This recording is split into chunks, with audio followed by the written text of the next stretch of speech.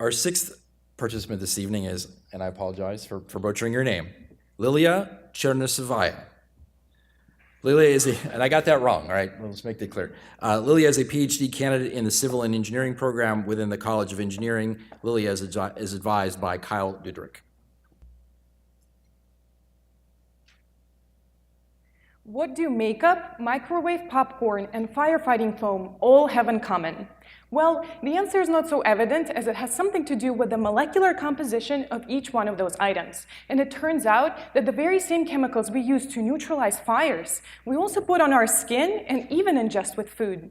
The chemicals I'm referring to are called per- and polyfluoroalkyl substances, or PFAS. According to official sources, more than 4,000 different versions of these chemicals have been produced and released into the environment. They're so pervasive that, unfortunately, most people in the audience have some amount of PFAS in their body. And we can get sick from that. PFAS are linked to thyroid diseases and high risks of cancer. However, the greatest challenge in PFAS research today is not getting rid of them. It is quantifying them in the first place. Because if we cannot measure the total PFAS amount in, let's say, human blood, we are unable to provide proper treatment to our patients. This is where I come in. The main goal of my research is to measure the total PFAS amount in a wide variety of materials. I'm an environmental engineer, so instead of studying blood, I'm looking at soil, water, air, and so on. There are two approaches I can take to measure all PFAS in those materials.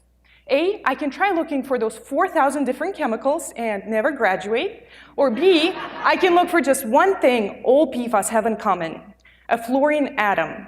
I choose option B, and this is how I do it. I use a laser that makes my samples radioactive. Radioactivity forces fluorine to produce a unique signal that I can measure. Now let's pause. I can shoot lasers all I want, but how much fluorine do I find? To answer that, I need to convert fluorine radiation to fluorine concentration, and I do that by creating standards.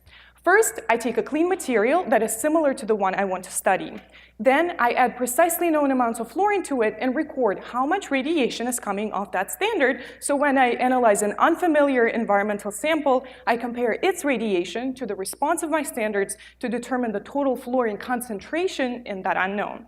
Using this method, I investigated solid deposits from a local wastewater treatment plant.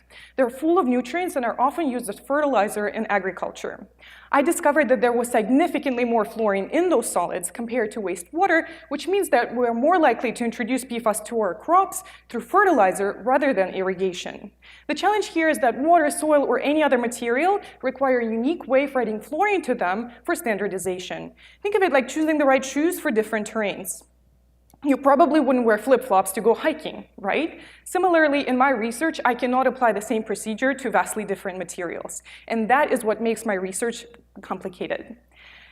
And only after we solve these analytical challenges can we then begin proper treatment, which is my goal. Thank you.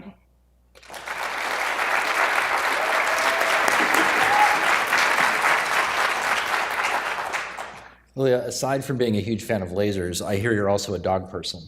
I am, yes. What kind of dog? Some people say that she's a mix. I think that she is a Carolina dog, but she kind of looks like a shrunken version of a German Shepherd. Like a mini German Shepherd? She's supposed to have something in her genes from a German Shepherd, but she's just like a 30-pound version of it. And what's her name? Garnet. Garnet? Yes. She's a sweetheart. Thank you, Lilia. Appreciate it. Thank you. Thank you very much.